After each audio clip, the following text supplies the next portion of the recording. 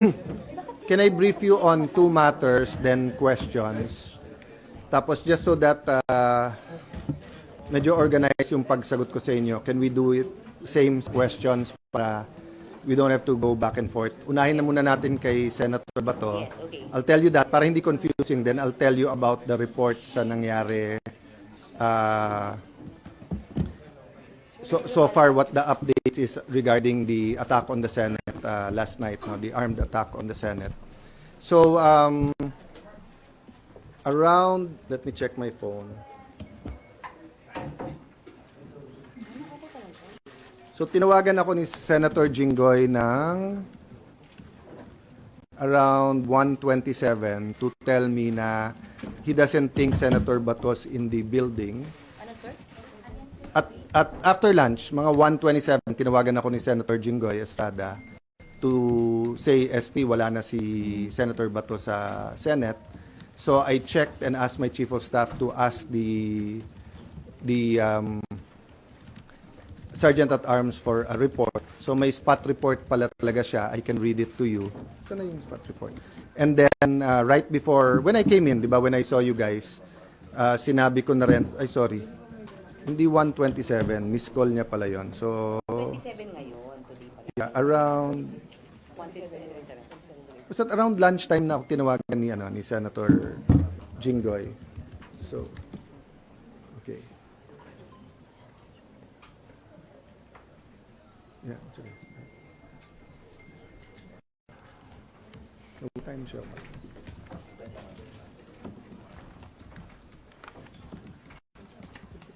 Yeah, what no, yung not the incident, yung pag-alis ni Bato. Ito. Okay. Yun yung dun kasi sa attack kagabi hindi pa tapos. So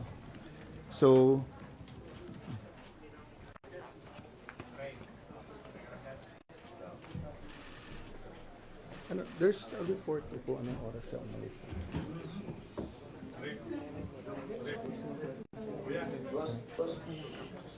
Sir, may mga camera sa likod. Nasaan yung incident? Sir, may camera sa likod. Ano sa rin? Lino. Kuya. Wala. Okay. So, long story short, kinonfirm ng Sergeant at Arms that he's no longer in the building.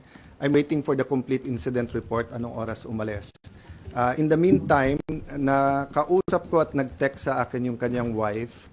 And I told her naman na I will papaabot sa Filipino people and sa 13 yung kanyang message. So sa 13, sabi niya, sana wag sayangin yung sakripisyo na ginawa ni Senator Bato. She hopes that we stick together. Tapos eto sabi niya sa akin, good PM sir, in behalf of my family, we would like to thank you and all the other senators for all the support you have done for my husband. At the same time, I'd also like to ask for forgiveness for all the confusion and havoc it has created in the Senate.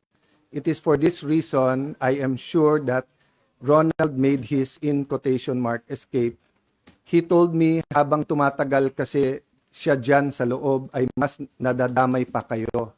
Alam naming hindi lulusubin ng NBI, CIDG, and police o sino pang mga militar ang Senate kung wala siya sa loob.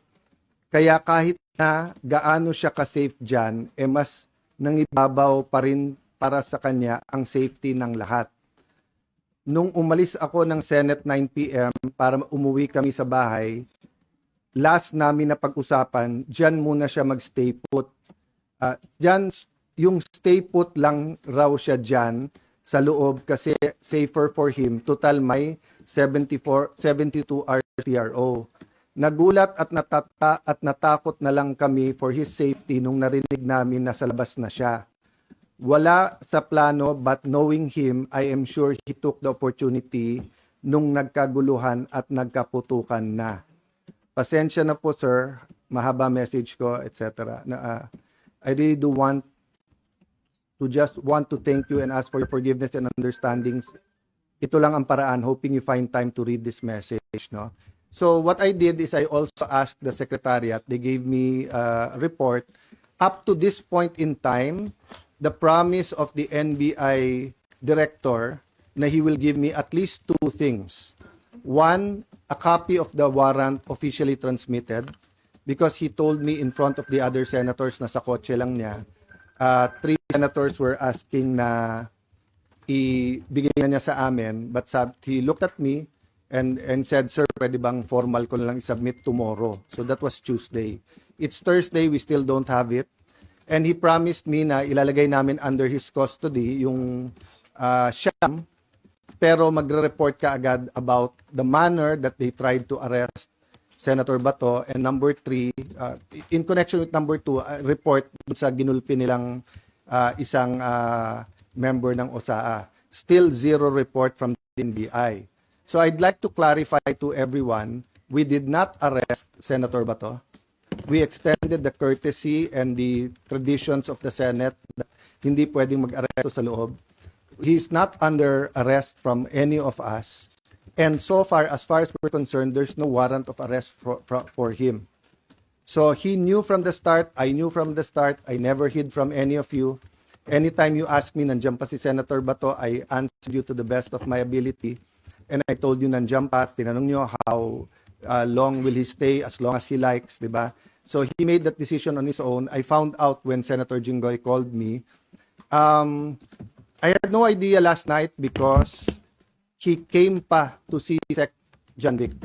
So I brought Sec John Vic sa taas, sa 5th floor, because ni-request nung isang staff na, "Sir, hindi pa alam sa 5th floor na secure na at hindi pa nila alam ang nangyayari. Baka pag umakyat yung mga pulis, baka may gulo." So I went up, medyo naka-vest at armado pa yung OSAA. So Sec John Vic asked them na lahat may barel, ibaba yung barel. We explained the situation that OSAA is still in charge inside, but there's a joint investigation. Little did we know na hindi pa fully secured when we answered you because nga may na-aresto actually kagabi. Diba? I think na-report nyo na lahat.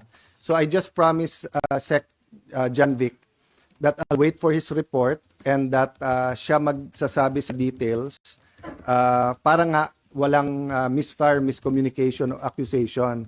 But since someone close to me sent me a text,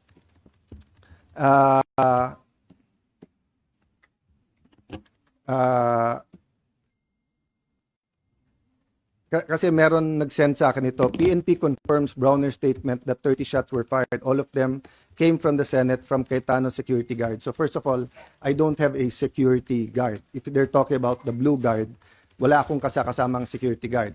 If they talking about my security, they're also from the PNP. I double-checked before going here.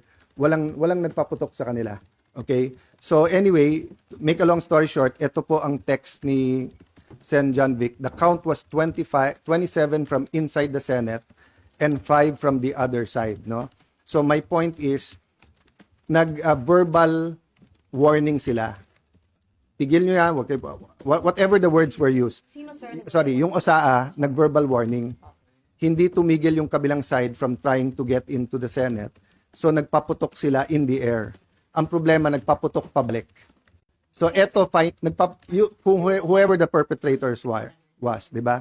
Kasi nga, last night, bago umalis si Sec Remulla, sabi niya, so far they saw 1 bullet. So syempre, nakita ko yung mukha ng OSAA, that's not possible. So someone showed me the video and may nga told me may live nga, di ba?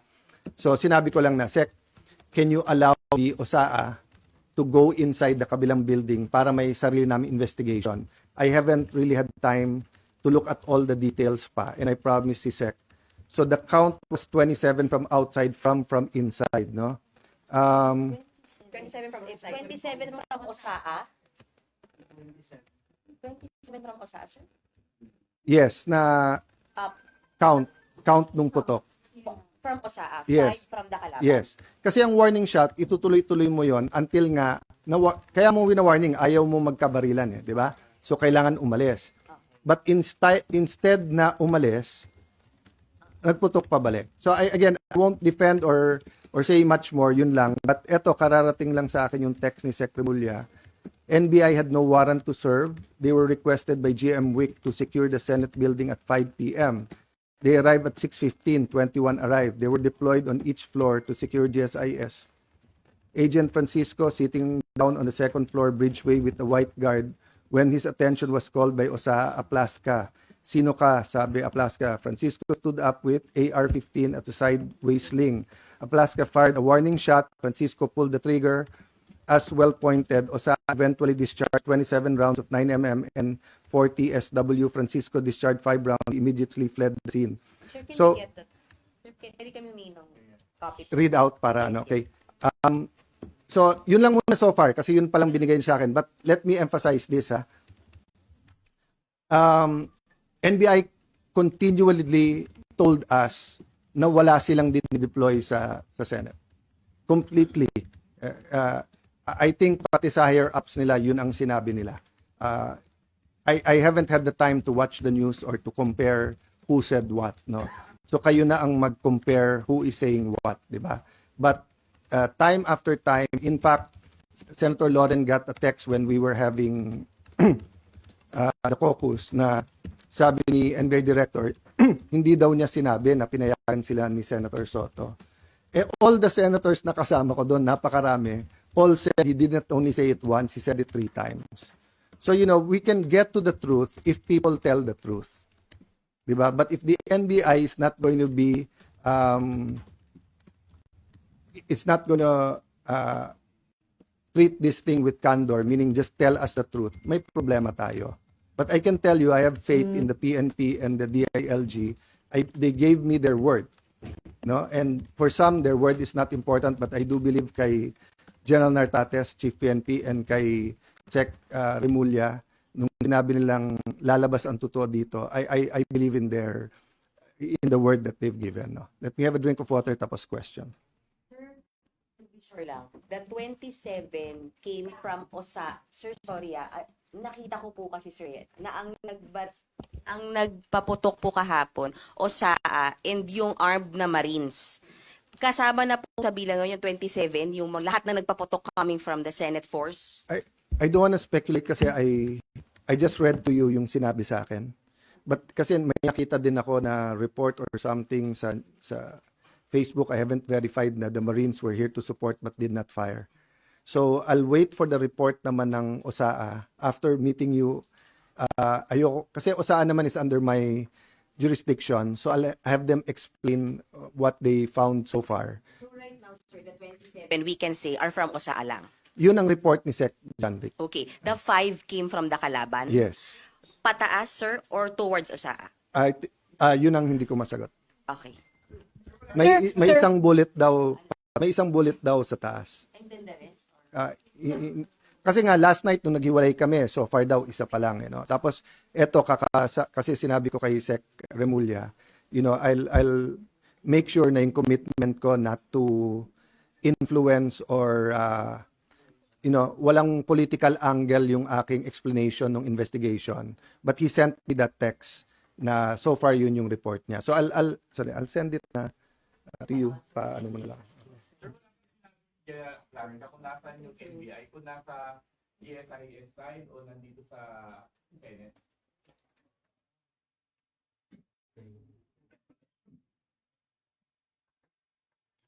Because nga meron ongoing investigation, I don't wanna speak details for details, but I'll just tell you what he told me last night nung kaharap niya yung police, na nakita nila na nakalagay doon yung letra and everything, and winorningan nila. But if I tell you more details than that, pati people will already think or speculate. So I'd rather tapusin nila. Ang sabi sa akin ni Sec Janvic, bina-backtrace nila. They got a lot of IDs. Sa the guy na bumalik, pinabalik daw siya para kunin yung bag. Puno ng maraming IDs sa bag. So they got his fingerprints, bina-backtrace niya. When I left, they were bringing him to Pasay for inquest. So I haven't gotten the report. Unfortunately, pinauwi namin lahat ng lawyers kasi nung sinabing clear na, nakiusap din yung mga police so that their work is easier, paalisin na. But can I just mention this, guys, di ba? Unprecedented nung Monday na meron law enforcers na makikipaghabulan sa isang senador. Unprecedented yan. That never happened in the Philippines. Secondly, taking away coup d'etats, di ba? First time then, in my view na may ganun armed attack. And hindi sila tumakbo They were somehow holding their ground. All of you were here, di ba? So there's a speculation na gobyerno yun, there's speculation, may nagsasabi, kami daw ni Bato nagplano, or kanina tinanong nyo, legitimate question yung tanong nyo, diversionary. If it was a diversionary tactic, it was crazy. Why? When you did that, lalong dumami yung tao dito lalong dumami yung police. That's why nga Sec. John Vic wanted to go upstairs to make sure it's okay. But nung kausap ko yung anak, he started, etc. I respected that. Sec. John Vic respected that. But kagabi, bumaba pa si Senator Bato. Bumaba pa siya para magpakita That